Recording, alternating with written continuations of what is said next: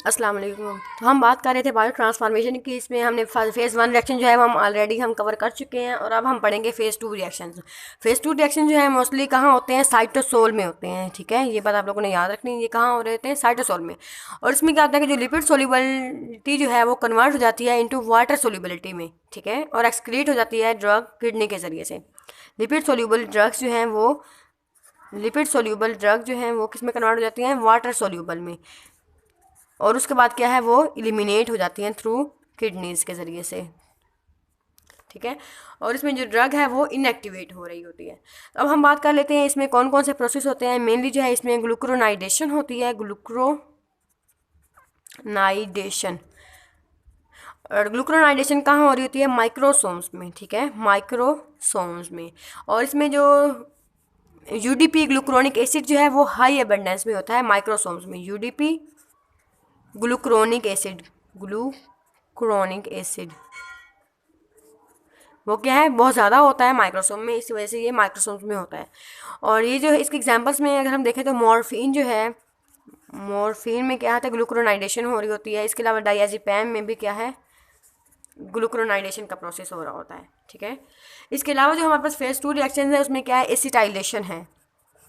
Acetylation, acetylation के example में isoniazid आती है। आइसोनियाजिड जो मैंने आपको पहले बताई है कि इसमें क्या होता है कि फ़ेज़ टू रिएक्शन पहले होता है और फेज़ वन रिएक्शन जो है वो बाद में होता है। इसके अलावा क्या है, ग्लूटाथायोन कॉन्जुगेशन। इसमें क्या है, ग्लूटाथायोन कॉन्जुगेशन। और इसके एग्जाम्पल में है हमारे पास acetaminophen, acetaminophen which is paracetamol tablet. ठीक है, इसके अलावा क्या है कि ग्लाइसिन कॉन्जुगेशन भी हो रही है। तो ग्लाइसिन कॉन्जुगेशन इसके एग्जांपल में आती है सैलिसाइक्लिक एसिड, सैलिसाइक्लिक एसिड। इसके अलावा क्या है कि सल्फेशन, सल्फेशन। इसके एग्जांपल में क्या है, मिथाइल डोपा। मिथाइल डोपा अगर हम देते हैं कोई टैबलेट तो उसमें जो मेटाबॉलिज्म है वो कौन सा प्रोसेस हो रहा है, वो सल्फेशन का प्रोसेस हो रहा है। ठीक है, तो ये थे हमारे पास कुछ फेज टू रिएक्शंस के। अब हम बात कर लेते हैं नॉन एंजाइमेटिक बायो ट्रांसफॉर्मेशन। अब तक हमने जितनी बात की है वो थी हमारे पास एंजाइमेटिक बायो ट्रांसफॉर्मेशन, जो कि आपको डिटेल से आनी चाहिए। अब हम थोड़ी सी बात कर लेते हैं नॉन एंजाइमेटिक बायो ट्रांसफॉर्मेशन। और इसका जो सेकंड नाम है इसे क्या है, हुफमैन, हुफमैन एलिमिनेशन भी कहते हैं, हुफमैन एलिमिनेशन। ठीक है, ये बेसिकली प्रोसेस कौन सा है, ये भी बायो ट्रांसफॉर्मेशन की फॉर्म है। इसमें क्या होता है कि जो केमिकल स्ट्रक्चर ऑफ ड्रग है वो चेंज हो जाता है by changing the pH of body fluids. जब pH of body fluids change होगी तो जो केमिकल स्ट्रक्चर है ड्रग का वो भी क्या है, अल्टर हो जाएगा। केमिकल स्ट्रक्चर ऑफ ड्रग जो है वो अल्टर हो जाएगा। बेसिकली इसका जो रिलेशन है वो क्या है, पीएच ऑफ बॉडी फ्लूइड से है, पीएच ऑफ फ्लूइड से है। इसमें एंजाइम्स जो हैं वो इन्वॉल्व नहीं होते, एंजाइम्स जो हैं वो इन्वॉल्व नहीं होते। बेसिकली ये नॉन एंजाइमेटिक है। ठीक है, अब हम बात कर लेते हैं कुछ फैक्टर्स की कि कौन कौन से फैक्टर्स जो हैं वो बायो ट्रांसफॉर्मेशन को इफेक्ट करते हैं। तो अगर हम एज की बात करें तो ठीक है, एज की अगर हम बात कर लें, अगर हम न्यूनेट्स की बात करें या फिर यंग चिल्ड्रंस की बात करें, न्यूनेट्स में और यंग चिल्ड्रन में,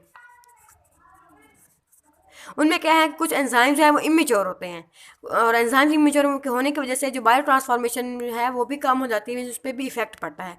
या फिर जो यूजीपी या जो हमारे पास ये ग्रे बेबी सिंड्रोम है उनमें भी क्या है कि बायो ट्रांसफॉर्मेशन जो है इफेक्ट होती है। इसके अलावा अगर लीवर मैस जो है वो कम हो, देखें अगर हमारे पास लीवर का मैस कम है, लीवर का मैस अगर कम है तो जो हिपैटिक ब्लड फ्लो है वो भी कम हो जाएगा। हिपैटिक ब्लड फ्लो वो भी क्या है, कम हो जाएगा। जब हिपैटिक ब्लड फ्लो कम होगा तो एंजाइम की एक्टिविटी कम होगी, एंजाइम एक्टिविटी कम होगी तो जो ड्रग की बायो ट्रांसफॉर्मेशन है वो भी कम हो जाएगी। ठीक है, इस तरह अगर हम डाइट की बात कर लें, डाइट कैसे इफेक्ट करती है बायो ट्रांसफॉर्मेशन, ये हमारे पास क्या है, फैक्टर्स हैं विच इफेक्ट करते हैं बायो ट्रांसफॉर्मेशन को। डाइट क्या है कि अगर हाई प्रोटीन डाइट कोई पेशेंट ले रहा है या फिर कोई नॉर्मल पर्सन ले रहा है तो उसमें मेटाबॉलिज्म जो है वो ज़्यादा होगा, हाई प्रोटीन डाइट।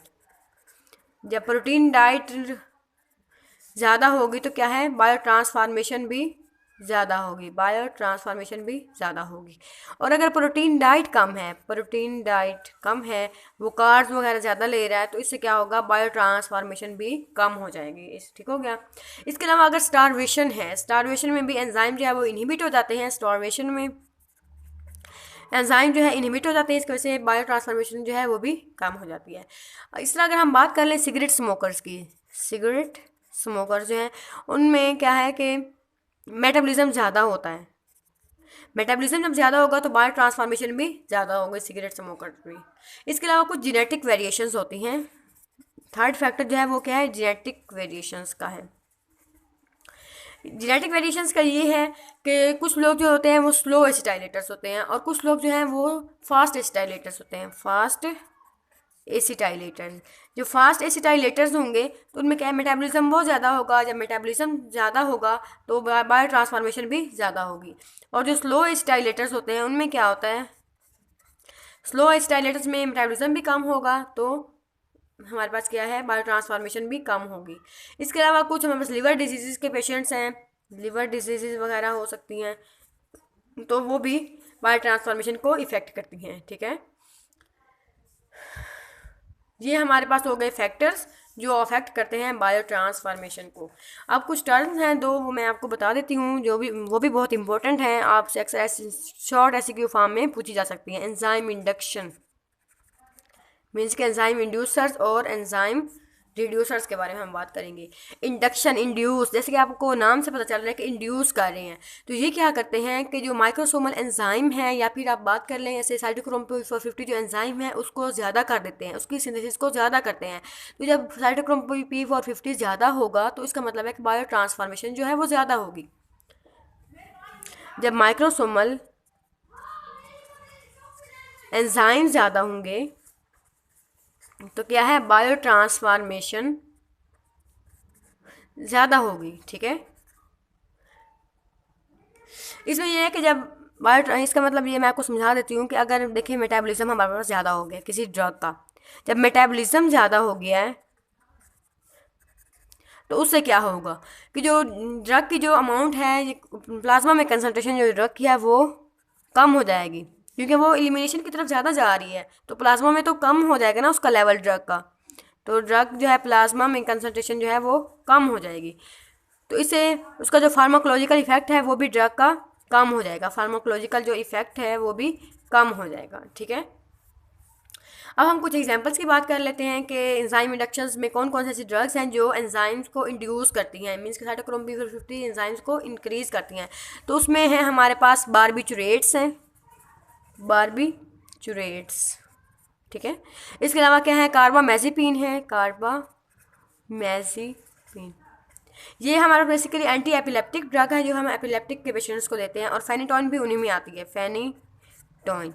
ये तीन ड्रग्स तो एंटी एपिलेप्टिक ड्रग हैं। ठीक है, और एक आप लोगों ने याद रख लेनी है, rifampin, which is anti tubercular drug. तो ये जो चार ड्रग्स हैं ये क्या करती हैं, एंजाइम इंड्यूसर्स के तौर पे काम करती हैं। अब हम बात कर लेते हैं एंजाइम इनहिबिशन की।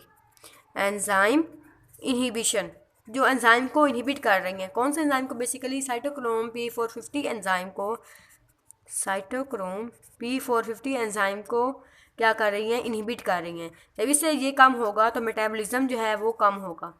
जब मेटाबॉलिज्म ड्रग का कम होगा मीन्स के उसकी एलिमिनेशन जो है वो कम होगी, तो उसका प्लाज्मा में लेवल वो इंक्रीज हो जाएगा, प्लाज्मा में ड्रग का लेवल ज़्यादा हो जाएगा। जब प्लाज्मा में ज़्यादा होगा तो उसका जो फार्माकोलॉजिकल इफेक्ट है वो भी ज़्यादा होगा, फार्माकोलॉजिकल इफेक्ट जो है वो भी ज़्यादा होगा।